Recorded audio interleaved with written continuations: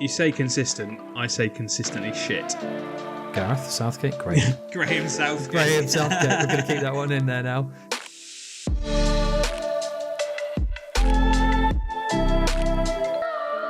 Welcome back to the Lose to Win podcast with myself, Josh, and Jack. How are you doing this week, Jack?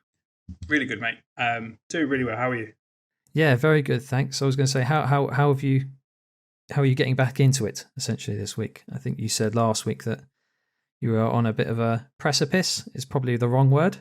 Yeah, it's been a relatively tricky week so far. I think much like others, there's peaks and troughs, and I feel myself in a little bit of a trough and working really hard to try and bring that back round. But I know that there's so much of the mind over matter with it, and I just need to get back on a hot focus on it and really make sure that I'm doing all the right things and just be sensible. Everything in moderation, I think, is the key. I'd like to see that. Based on last week's results, I'd hope to have lost something, but yeah, it could be better. It certainly could be worse. Oh, good. Well, you got to get back in there. We all have those moments. I have recently, so I've been very much a 0.2, 0.3 down. It has been in the right direction, but for me, that's stagnating. You know, I have a bit of a issue with, you say, everything in moderation, where I feel like I haven't let it go beyond something that's unrecoverable, which is good.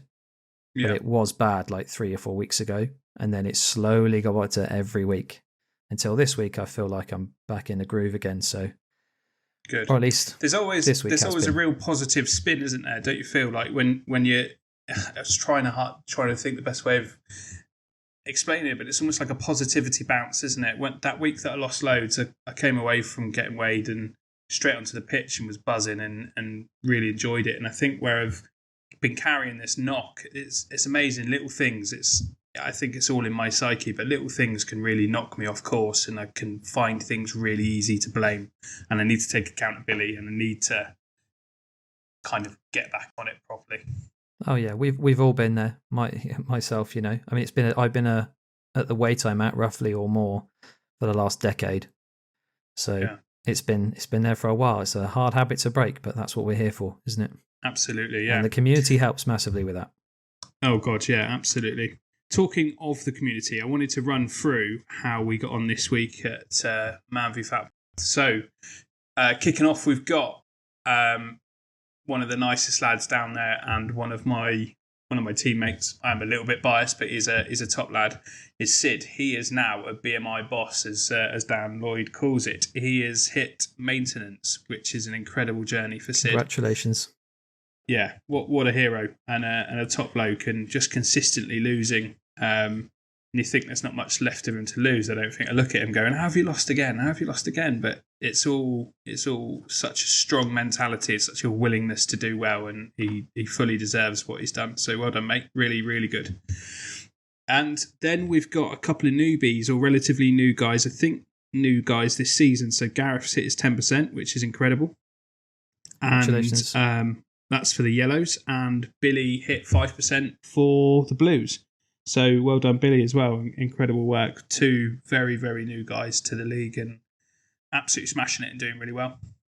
Yeah, just really good. Amazing. Congratulations, lads, and keep it up. You know, it's always extremely inspiring, and we love it sitting here every week getting to read it out, because it's another reminder for us what we could do as well. Yeah. Do you know what? I was thinking that the other day when somebody said about the podcast and how it's how they love hearing the call outs, because I know Steve sends out his message, or Dan in his absence, and everybody gets that message, and it's always a buzz when you're on that kind of roll call list, but especially more so that they're hearing it again now, and we're kind of adding a bit of context to it and adding a bit of extra to it. But those 3 have done amazingly, and moving on to that roll call of kind of like the top 5, I think, or top 6 we've got this week. So we've got Johnny, who has done amazing. He's been away in America, so I've recently followed his Instagram, and he's been here, there, and everywhere in America. And we know what, without being too derogatory, we know what American portion sizes are like.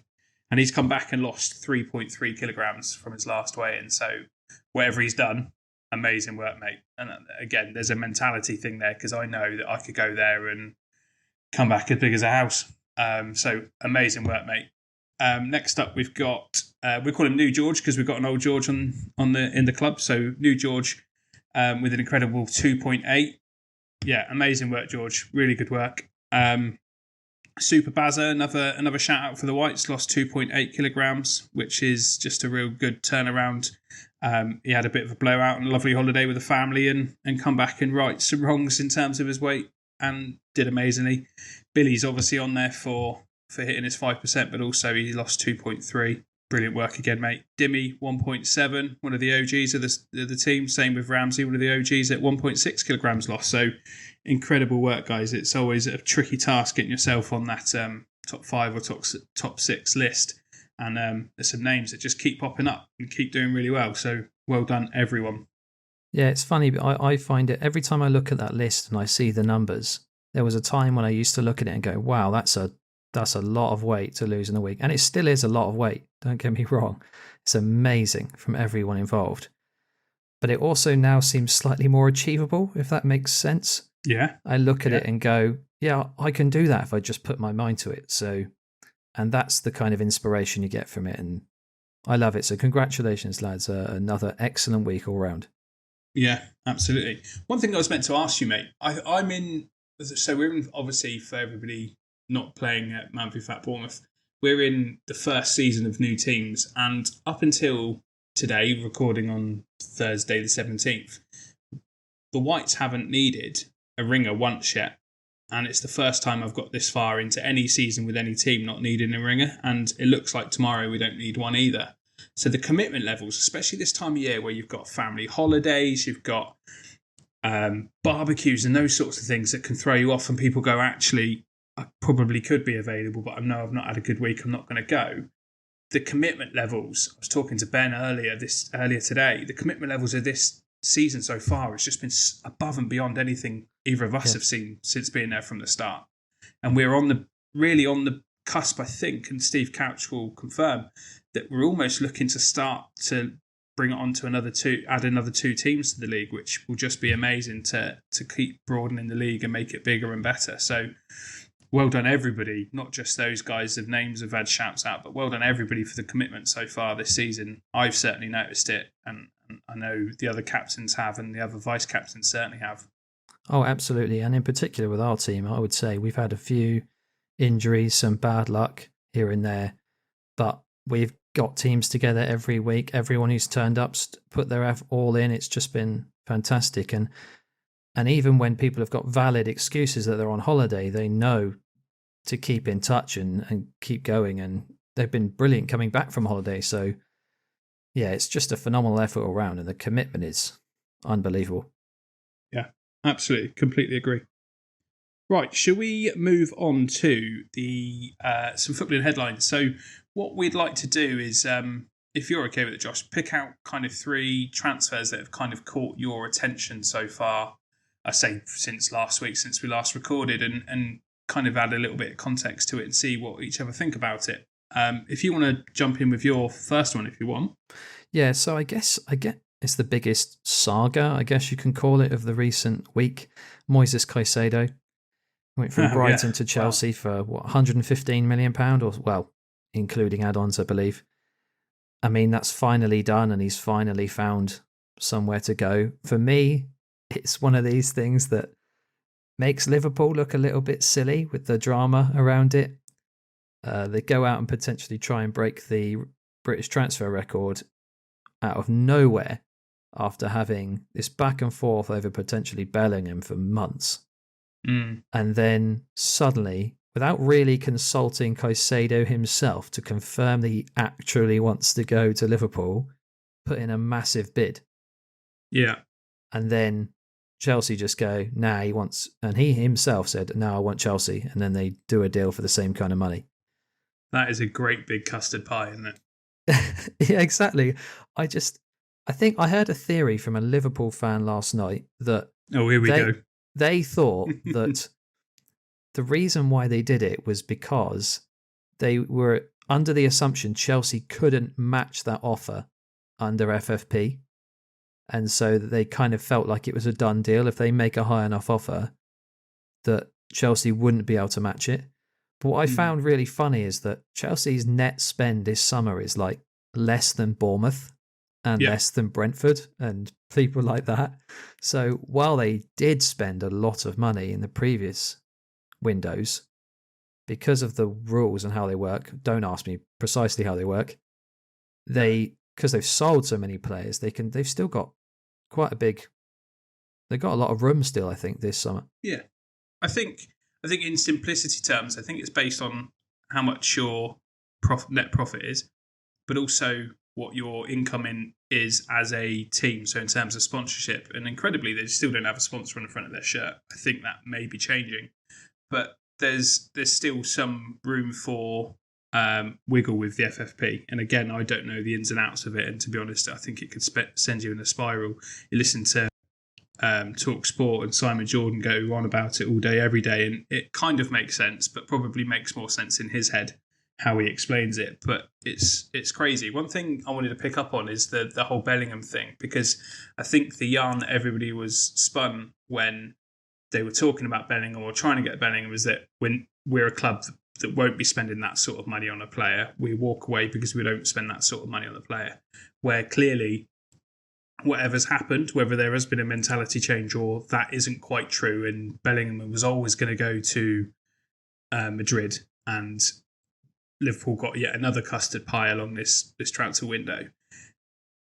They've used that as okay, we'll go with that narrative because that makes us look a bit better that we're trying to play. Because Klopp definitely played the card of, I can't believe any club would ever spend that sort of money on a player. We won't be doing that. And fast forward 6 months, he's looking a little bit silly. Yeah, I know. It's kind of good it didn't go through in the end, because he'd have real pie in his face then, wouldn't he? That'd be spread everywhere, that interview. Still is now, but yeah. And let's see, we might be talking about Lavia next week as well. Another yeah, right. I don't want to get on that one just yet because it's not a done deal, but another one to come back to. Anyway, the next one I have on my list, I guess, is a big one for British football, I guess. Harry Kane leaving the Premier League. It's going from Spurs to Bayern Munich. I mean, we both have our egg on our face for this one, don't we? Because last week we were convinced that he wasn't going to go.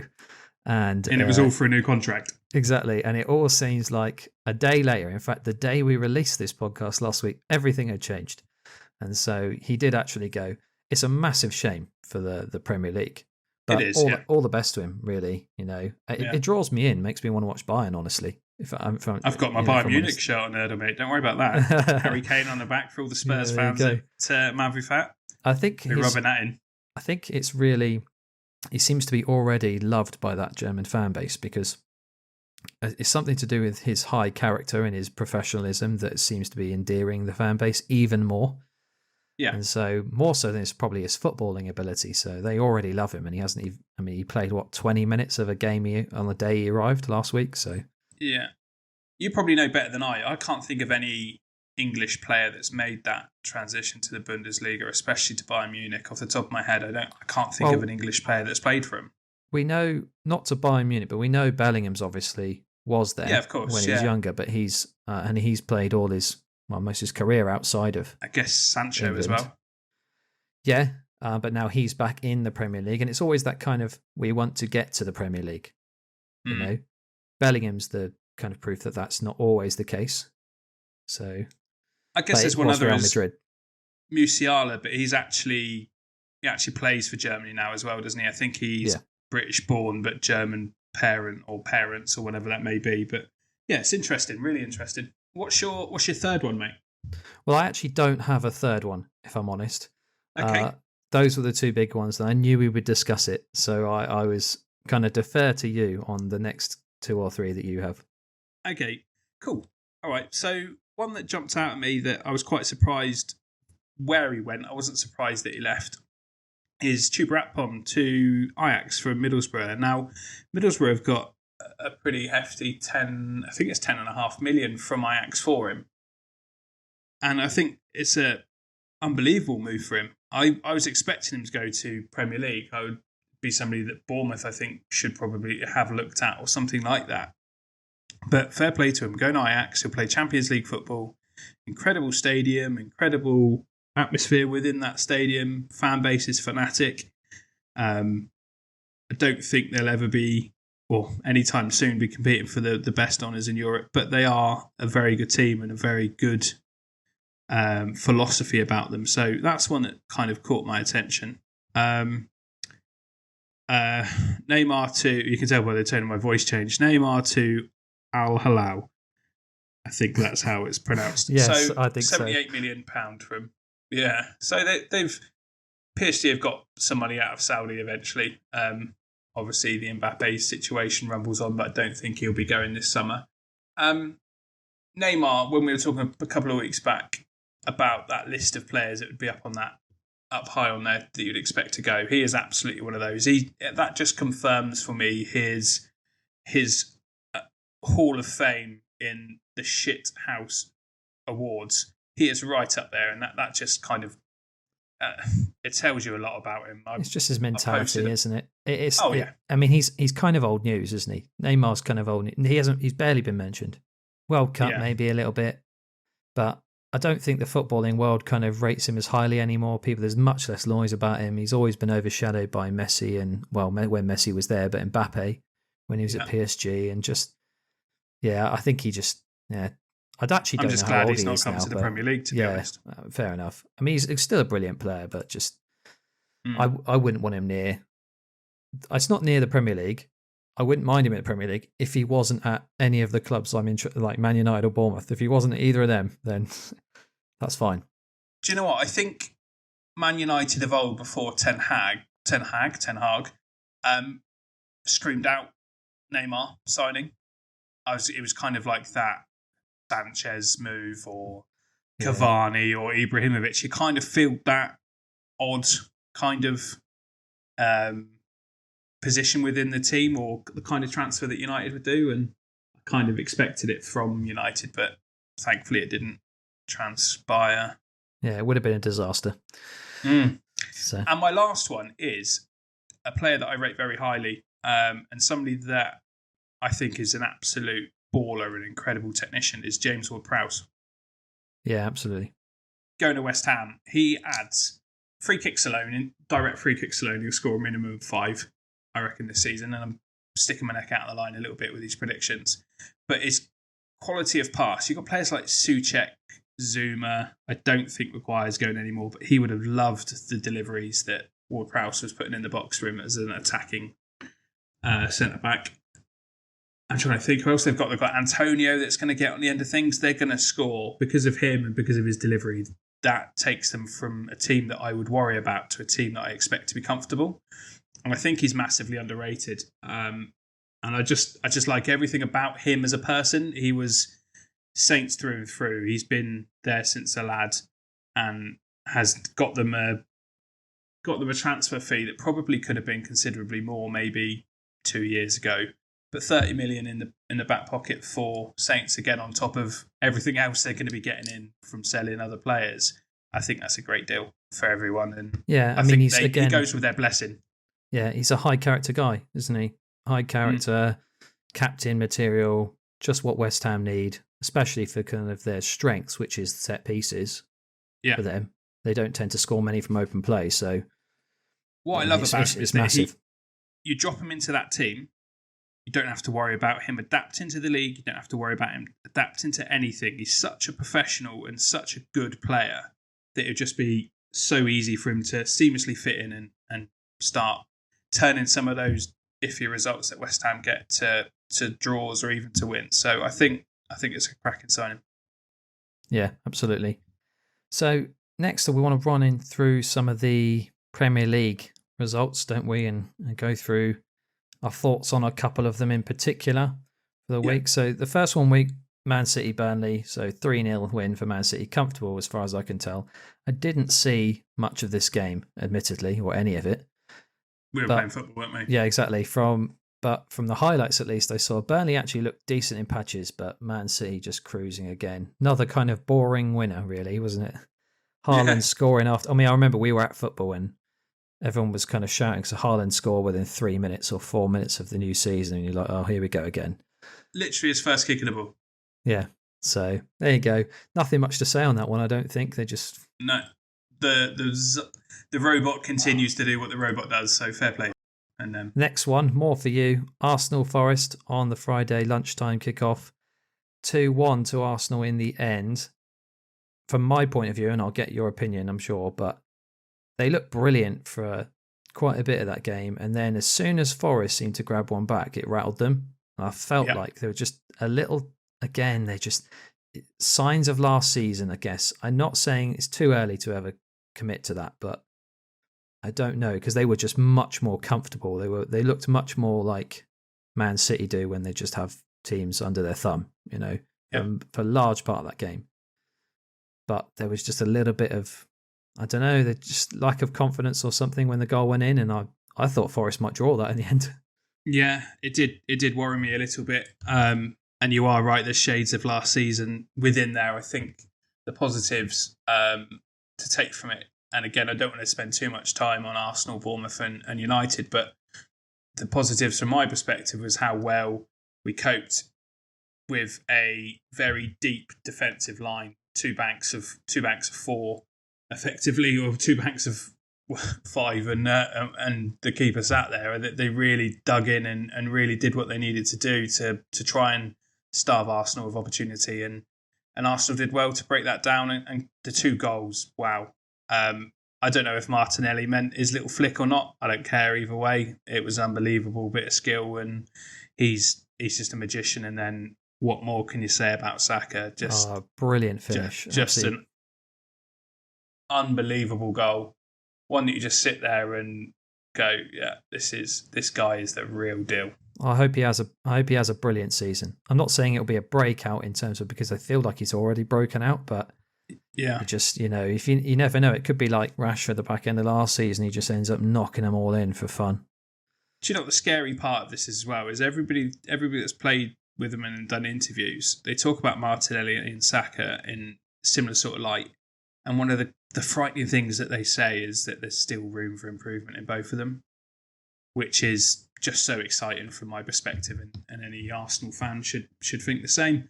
You're right, Forest did show a bit of grit, and probably too late. It pisses me off that it takes them to go 2-0 down last 15 minutes to start playing, but when they did, they really got going. I think Steve Cooper knows what he's doing, and I was impressed by the majority of what they did. If you just look at one game, if you just look at one game, then they look like they'll be fine, don't they? I think so. But they've just got to start picking up some of these points away from home, and we can see them going in the right direction. Yeah. Next one, Bournemouth. So Bournemouth 1-0 against West Ham in the end. Yeah. Chaotic, especially in the second half, I'd say. But Bournemouth looked decent and probably should have won the game, if I'm honest. But there were signs that they were vulnerable as well. But definitely, I think they were good value for the point, at least, like you say. And interestingly, there was a few things that stood out for me. I watched this one. They played very well, and Semenyo came on, and I've not seen a lot of him, and he did well. He inadvertently got an assist. I wouldn't call it an assist because it was a horribly dragged shot, but just the energy and the change of emphasis when he came on, adding another striker to that team, is almost going back to when you had like Callum Wilson and Josh King together, adding that extra dynamic up there. One thing that I noticed, weirdly, is Phil Billings changed the back of his shirt to Philip. Yeah. So I don't know what that's about. Something maybe. Well, they mentioned it several times in the commentary did they?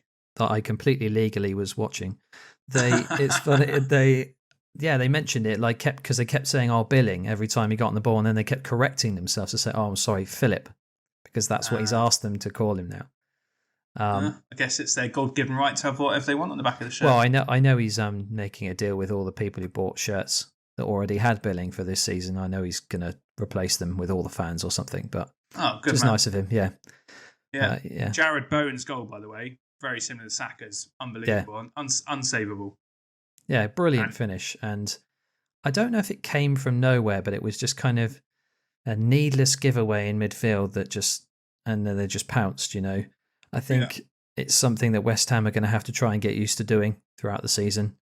Yeah. There's something about the way their team plays that makes me feel like that won't be the only game that they are going to, in large parts, at least I know for Bournemouth it was the case in the second half, be just on the back foot. Just again, 2 banks of 5, as you put it, as such. I think the encouraging signs for Bournemouth was that it seems across the board that they can have a lot of energy on their bench to bring on and a lot of kind of pace. And I think that's going to completely in line with what Iriola wants to do. That's going to really help them, I think. Definitely. Next one, Brighton. I have 4-1 against Luton. There's not much I can say here other than, I mean, Luton looked like they're going to struggle. We kind of knew that. This didn't change my opinion on it. I didn't see this one, but the game suggests that Brighton haven't really lost a step in, at least in their scoring.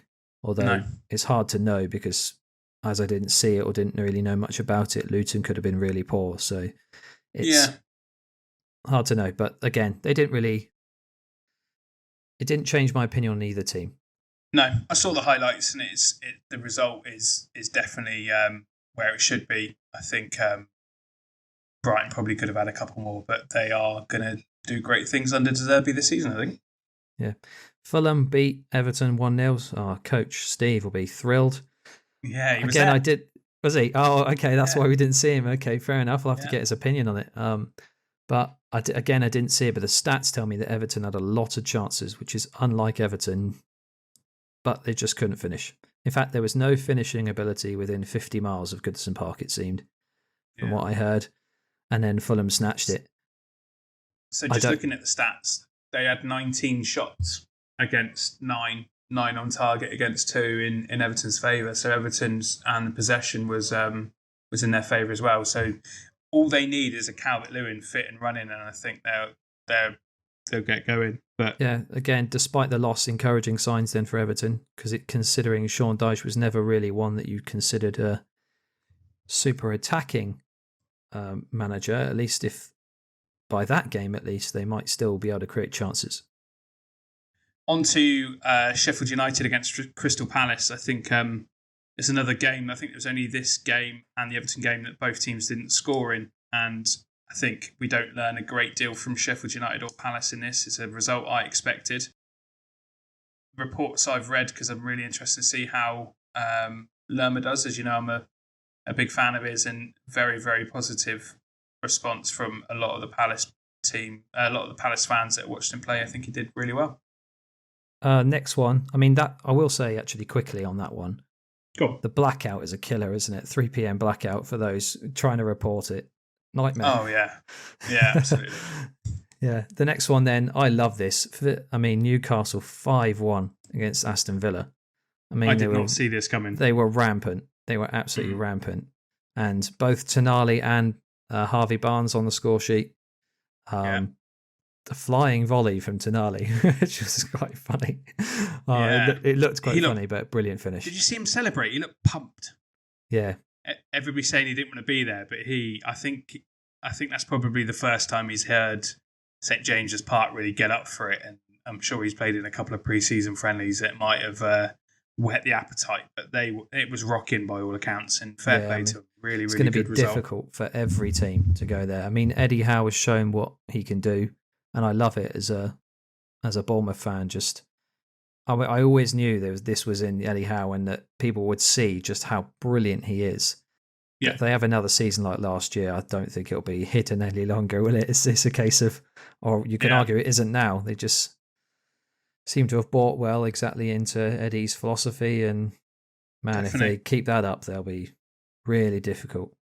I think we'll learn a lot about him with this this documentary. I've not watched the first one yet. What I'm going to do is, because I think they're releasing them weekly, and I'm going to bank them up and watch them all together. Yeah, I actually have seen the first one, so I won't tell you anything about it. But no, maybe it's something we can talk about once it's done, and kind of give our opinions on that. That'd be great. Yeah.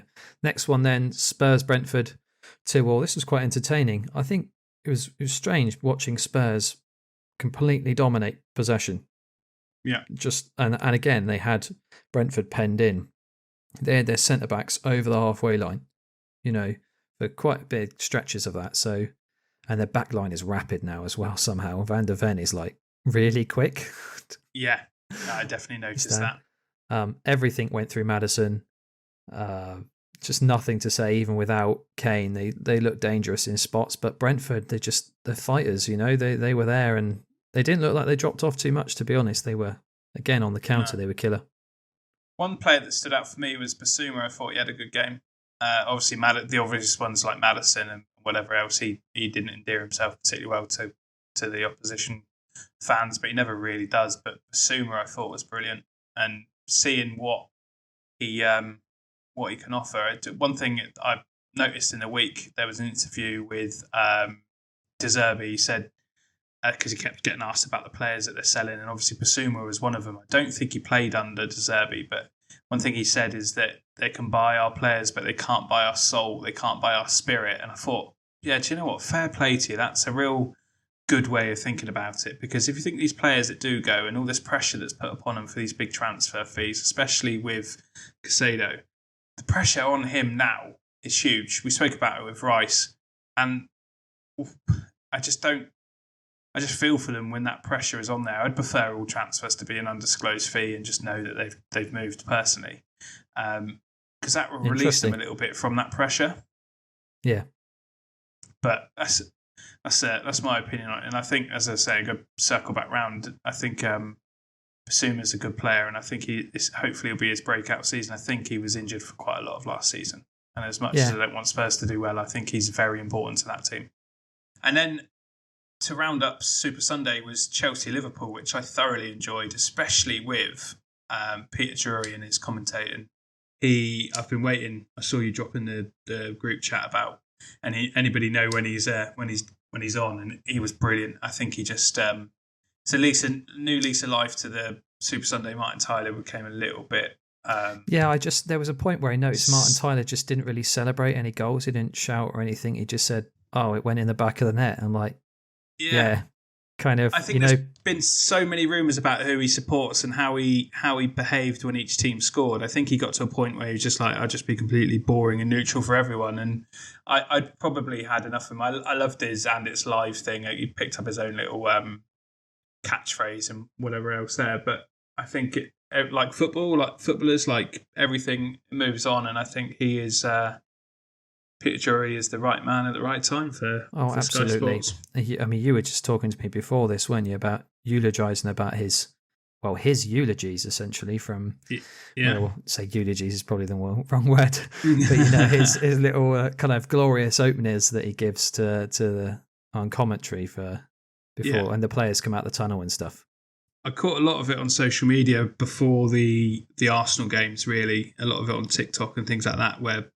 because he was doing the US games, I think, and or the US channels, and his poetry is such a brilliant wordsmith and just kind of brings it to life even more than it already does. And I rate him very highly. But him aside, it was an unbelievable game as well. A really, really good game. I think Chelsea and Liverpool both showed in glimpses and in small parts some really, really good intent.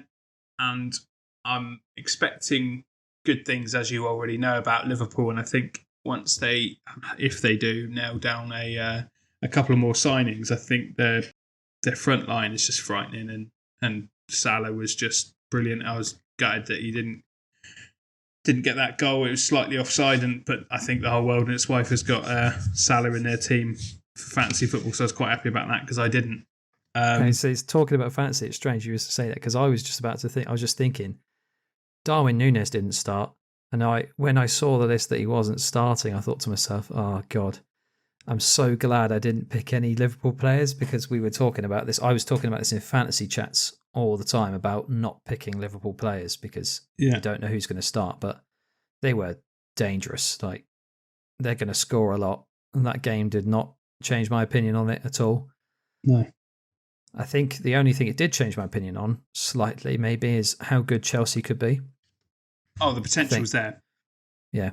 I think they were actually probably with a better team for at least the second half. They definitely were, but I actually think they probably edged it. I think a draw is probably fair, but I think they probably edged it, which is strange, really. I mean, Chilwell was basically a left winger for the majority of that game.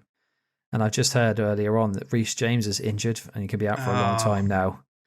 I'm just You've got a feel for him, haven't you? Yeah, how bad luck is that? And it's bad for their team, their chances on some level, because new captain, and Any idea who their vice captain is then? I honestly don't know. I would expect it to be someone like Thiago Silva. Yeah, or even Chilwell. It could be, yeah. Somebody like that. Like, I think Thiago Silva's the obvious one, isn't he, in terms of experience or whatever. But I think Poch has proven just within that game that there's lots to improve on, but there's also some real good stuff from there. And you've got players like Mudryk and some unbelievable talent on that bench, and obviously adding to that team all the time. Obviously not Elise. Yeah. Adding to that team and seeing where that goes. So yeah, interesting one to keep an eye on for sure. Yeah, and then the last one, probably the most talked about, I would say, just because of the controversy within Manchester United beating Wolves 1-0. Yep. They did not deserve it at all in any way. Wolves deserved that. And I have to admit, I'm thrilled for Gary O'Neill because I'm in a few fan forums and I see people talking about, why have we got Gary O'Neill like in Wolves channels? And it's like, I love the fact they're going to go away from that game, despite the fact that they lost unfairly. Yeah. At least with some optimism about what Gary O'Neill can do. Definitely. For them. I think there's loads to be positive on, and I'm hoping that gives them that positivity they need to get behind him. I thought there was a few standout players. That Cunha looked unbelievable, carrying the ball. He's a centre forward from what I know, or he's listed as a centre forward. But him breaking forward with that ball and driving at that old, slow Manchester United midfield was brilliant, unbelievable. And it just, what a sight of player driving forward like that and splitting a team, not even just a defence or a midfield. He split a lot of them. I was not impressed by anybody for Man United. I'm sure you'll come on to your team in a moment, but I don't think Garnacho played particularly well. Every time they cut to him, he's pulling a face that I just can't stand, as if he's kind of like, it's somebody else's fault, it's not mine. Mace didn't play very well. Mason Mount didn't play very well. Anthony, I think, is up there for me as probably one of the players that will have a tough season and probably start losing his place more regularly. And we've had lots to say, you and I, about Alessandro Martinez, and I think he got taken off at half-time, rightfully so, because he was on the cusp of getting sent off, and he's just a bull in a china shop majority of the time. Well, yeah, I mean, it's the Argentinians, isn't it? Garnacho and Martinez, you were saying, and Emi Martinez is the same, I would guess. You put in shithousery, you like to say, don't you? But yeah, I think their expression on their face as well. Like you say, there must be something Argentinian that they do, or something that, the Italians do their fingers and their thumb together. It's almost like the Argentinians just pull a face and just blame everybody else, and just very emotional. I guess that's probably the best term. Yeah, but that's not always bad. And this is where we get the whole and you were saying, firstly, Martinez is clearly Man United's best defender. He was poor, really poor against Wolves. And I mean, he's probably a bit rash in places, but it's the kind of player that you want on your team, but you hate it when it's not on your team. It's a bit like Bruno, you talk about. Yeah, like Bruno. Exactly. I was about to say Bruno. He's a classic example. No one could deny he's a world-class midfielder, but people don't like him moaning, and so you love it when he's on your team. You hate it when he's not on your team. Surely you don't like him whinging, though. You saw. No, I don't. Remember that game against? Sorry, just quickly. That game against Liverpool where he's throwing his arms around. Gary Neville picked up on it, and I think Roy Keane had a whale of a time with it. He's the captain of that team. He's throwing his arms around and blaming everybody else. And what I want is I want to see him pull up his socks and go, right, I'm the leader of this team. I'm the captain of this team. I need to drag this team up. I need to get things going. That's the thing. It's things sometimes I think fans of other clubs don't see is that after that game specifically, I remember him coming out immediately and being the one after a terrible loss to Liverpool, being the first person in line requesting to do an interview and he didn't make any excuses whatsoever. He just said he was poor, his attitude was poor, he needs to do better, etc., etc. And he took that on the chest, and he took it for the team as well. I mean, Harry Maguire wasn't going to come out and do a bloody interview, was he? No. I thought you were going to say he was the first to pop up on socials, but we all know that somebody else writes every single tweet for all of those players. So I'm glad you said interview, because that's a bit more raw and a bit. I know they're all media trained, but it's a bit more raw and a bit more honest. And fair play to him. But he always does that. He always does that. He's the first person, and that's not going to change as captain. He'll be the first person out there doing interviews all the time. And that, I think, again, it's what you love about a captain. He gets too emotional. I don't like seeing him whining, and I think the new card rules will stop some of that. Because I think he'll have to force him to stop. But I love him, Anyway, back to the game in general. We have to discuss VAR, don't we? Oh, I hate it. Yeah. I don't love discussing it. The only thing I will say on this, and it's probably contrary to what people believe, firstly, it was a penalty. It should have been a penalty. But I will say that there were 3 or 4 other instances over the weekend where the keeper came towards the ball, not in that same exact scenario, didn't claim the ball. The player either got a pass off, a shot off, or whatever it was. He clipped the player, and it wasn't given. And they all weren't given. None of them went to VAR. I'm pretty certain, is it Vicario, the Spurs keeper, did that to Mbeumo at one point. Oh, he looked a calamity, by the way, didn't he? Yeah. Mbeumo got a shot off. Well, a shot that went like 20 yards wide because he was near the byline. But Vicario clipped him. He went down in the penalty area, tries to claim a penalty, and it's like, no, wave it on. But, it's the same case with this Onana thing. The ball's You're not gone. Justifying it, though, are you? No, it's not. No, I'm not justifying. Good. I think they should all. No, I think they should all be penalties. But my point is that there is actually some consistency there, which no people won't agree with. It's Manchester United. They didn't deserve anything. They were 1-0 up. It was the last minutes of the game. All those factors, and it's the only game on, so it's highlighted even more. It's Monday Night Football. You've got Cara and Gary whining. So it's. You say consistent, I say consistently shit.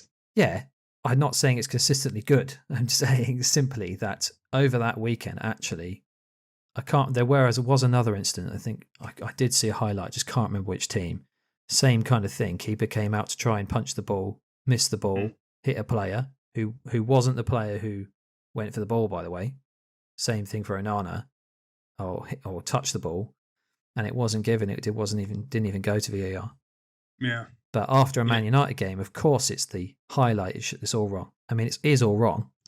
I think if you look in the context of it, it's what bugs me, and I've tossed and turned over like this and other decisions this weekend, and what really bugs me is that it kind of plays to the narrative that it's a big club decision. It's United get those decisions and don't get given them decisions. I think if that was the other end and the Wolves keeper comes out and clatters Rashford or whoever, clatters a centre-back, hopefully Martinez, for a penalty, he's rolling around holding his face like he's been shot in it, and the penalty's given. The Stratford end is up in arms, penalty's given. And that's the frustrating part of it. I think, yes, you're right. It's the only game that's on. It's Monday Night Football. First Monday Night Football of the season. Everybody's sat home watching it. Everybody's on 2-screening, messaging on WhatsApp going, God, it's got to be a penalty. And what the underlying problem I see with it is, and this is, I think I might keep a little tally chart, is we got a PGMOL apology straight away. Yeah, that was criminal. That was criminal. That straight away. Especially that Gary O'Neill was the one who had to break it literally in his press conference right after the game. Where, okay, that might have been against the wishes of the PGMOL, but they can't control everything he does, can they? They told him immediately. They shouldn't have told him that, should they? Immediately, if they didn't want him to say anything. No, it's a case of his yellow card should be rescinded, right? As well. I bet it's not, but it should be. No, it won't be. And that one, I'm a little unsure because I think it was unfair given the circumstances, but. Again, it's the rules. He still and lost they have his to rag, apply didn't he? them. It's the silly thing of it now. I guess regardless of the outcome, he lost his shit, didn't he? And I think that's inevitably the problem there. You can understand that in that situation. Oh, yeah. So I get it, and that's why people will say, "Oh, it's stupid that there's so many yellow cards." But I think they have to keep doing it, and they do have to try and be consistent regardless of the situation, because otherwise they'll just let it go again. And we talked about this last week. Will it be a month? Will it be 2 weeks? Will they just forget about it? It's just, they've got to keep it going. What do you think about the new referee rulings as a whole then? So if we say that the timing situation, let's start there. What do you think about the added time? So just quickly, from what I've heard, again, listen to a lot of Talk Sport, I think the first weekend of the season in the Football League, in the Championship, there was only 2 games that didn't go over 100 minutes in total. So we spoke about this before the season started and going, we're looking forward to it. How do you feel about it now? I'm pretty happy with it. I didn't see any particular difference. I did notice one thing, though, on the games that I did manage to watch, and that was when the board came up and they were like 8, 9, 10 minutes, and I think there was a 2 or 3 of those instances across the games I watched. You could hear the fans in the crowd, like, not groan, but there was a lot more chatter immediately after that board, and then that seemed to stay almost as though they said it was halftime already. And then there was another 10 minutes of play. I actually quite like it, but I'm still a massive advocate of the stop clock rather than that, if I'm really honest, but that's a whole nother discussion. Yeah. Do you know, what I like about it is that you're right. If you think about it from a entertainment perspective rather than what the managers are saying about the extra time, if you timed that over the 38 games of a season, it's a lot of it, say 10 minutes extra per game over that 38 games. There's a serious amount of time added.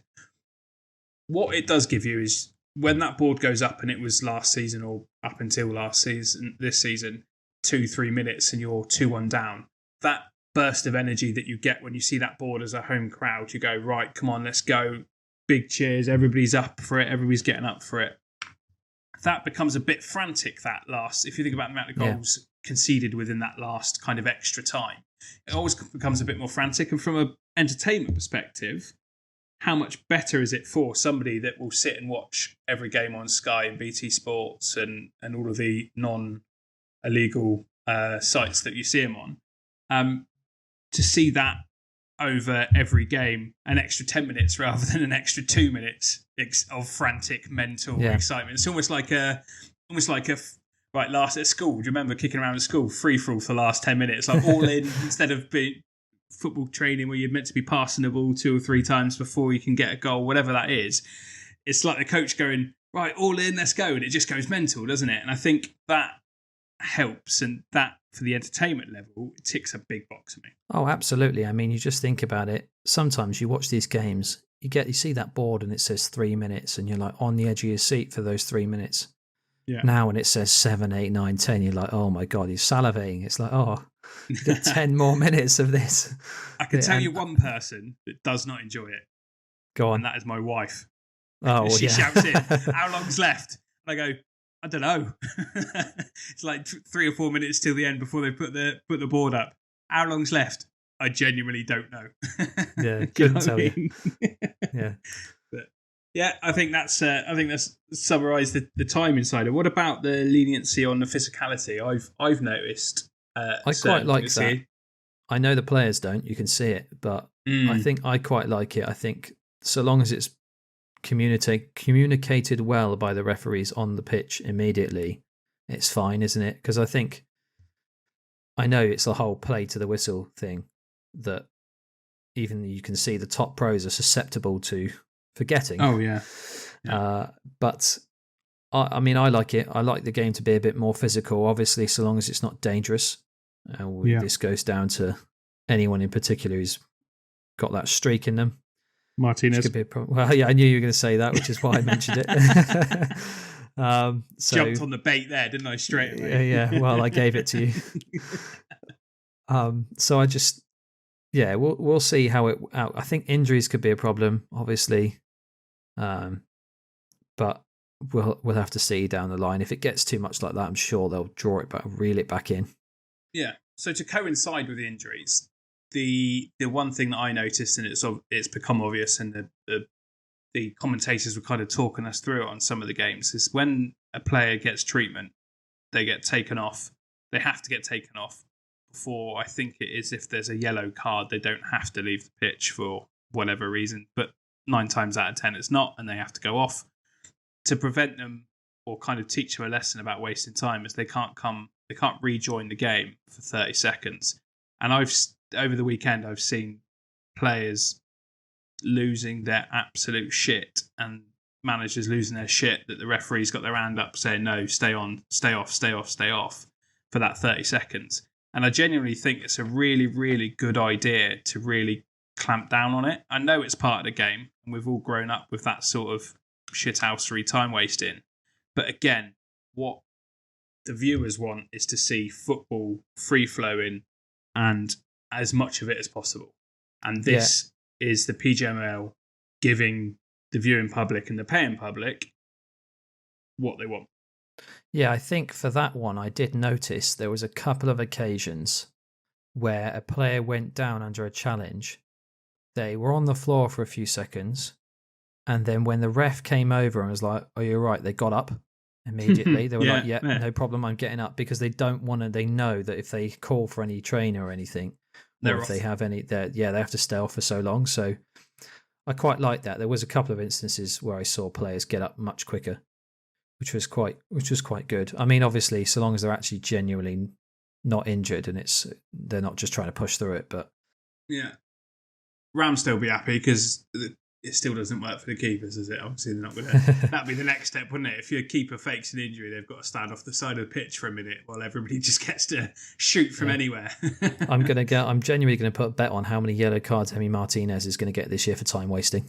Yeah, we got one this weekend already. So these suspensions are going to roll around quick, aren't they? It's five yellows and you're out. Yeah. The funny thing about that, we're talking about cards, isn't it? I saw quite a few more. I think you probably saw quite a few more in the games you watched. Is that right? Yeah, definitely. And also I think I saw quite a few. I definitely saw one on social media today for a Bolton manager who saw somebody had an iPad and he saw the replay and then went batshit crazy at the lino and the fourth official, and the referee was called over and he got given a red card. And the reason for the red card is using technology in the dugout when he's not allowed to. All right. Which is no, I didn't either. And that's I'll dig out the clip and chuck it on our Instagram. To be honest, I would have assumed it's because he went batshit crazy, not because of the technology. It certainly is a combination of two, and I thought it was exactly that, but they came out and said it was because of the use of technology. There's definitely a real clampdown on managers and the bench. And then from what I understand, if anybody on the bench misbehaves, the manager gets the yellow card and it's his problem. And then I guess there's an accumulation of those where they get a suspension as well. They need to stamp it out. They can't, and they need to be harsh on it as well. We've always said this, isn't it? I think if a player got a yellow card every single time they approached the referee and said anything it's not like arguing with the ref, in any way they should be getting yellows. And it's like, that might seem harsh at first, but it would quickly change players' attitude. I wouldn't want to see that though, personally. Yeah, maybe not for everything. It's got to be a threshold, but I think what's interesting? It's got to get more. It's got to get harsher though.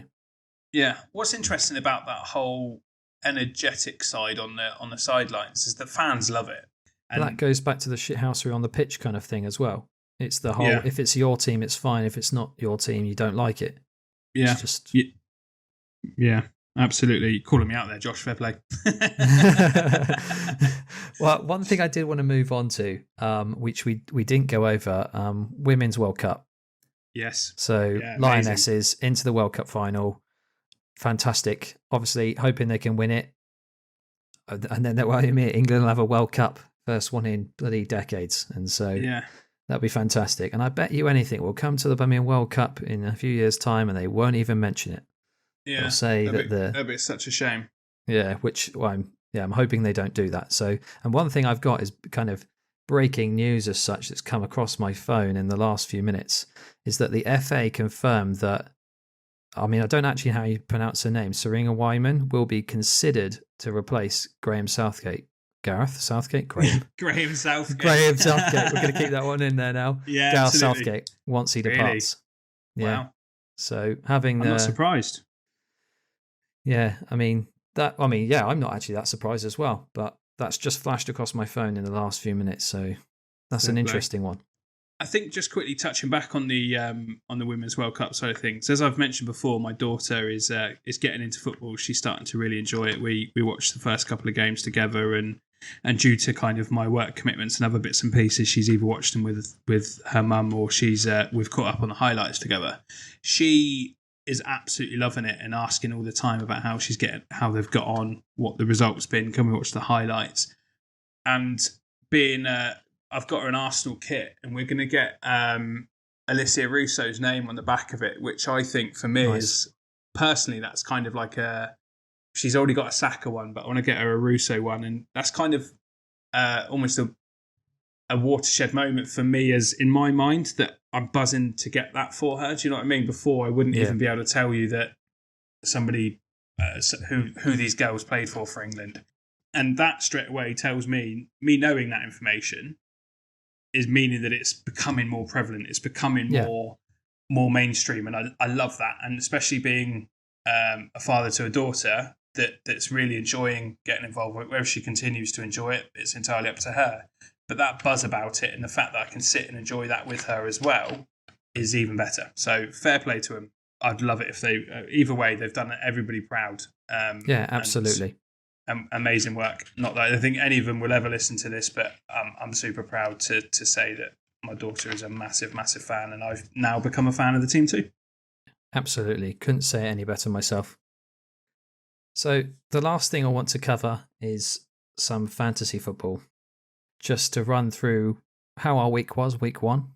Yep. And then just a bit of a run through what I'm looking for next week, and a few names to look out for if you're considering transferring some players. So let's do it. How was your week in fantasy then, Jack? So I got 82 points, so I'm pretty happy with my week. I did the same as everybody else in Captain Haaland, so I got 26 points from him. Had Ollie Watkins and Yao Pedro up top, so Watkins got me an assist and Pedro got a penalty, I think, against Luton. Yeah. Defence, I had Estepania, had Gabriel, and I didn't expect him not to start. He did come on and got me 1 point, but I have transferred him out, seeing Have you really already? Yeah, I think I'm not alone with that as well. And I'll explain who I've gone for in a moment. I had a Kanji who I was quite happy and expecting to start. And your little message from the Twitter account that released the information early certainly kind of cemented the fact that he was playing. So I was buzzing with that. And then my midfield of Martinelli, who got that pretty cheeky back heel assist. Saka, who's absolute star boy. Rashford and Fernandes really let me down, but I don't think I was the only one with that, so I wasn't overly bothered. When I realised everybody else had him, I wasn't really wanting them to do well. Do you know if that makes sense? Yeah. Who do you have in goal? Onana, who got me 9. I did also lucky have 9. Yeah, I did have Leno on the bench, who got me 12 as well, but obviously I think I was 2 pretty good choices with that. And I will just tell you who I have transferred out. I couldn't remember. I've just checked it. I've brought in Konate to play against Bournemouth this weekend. I am going. Shout.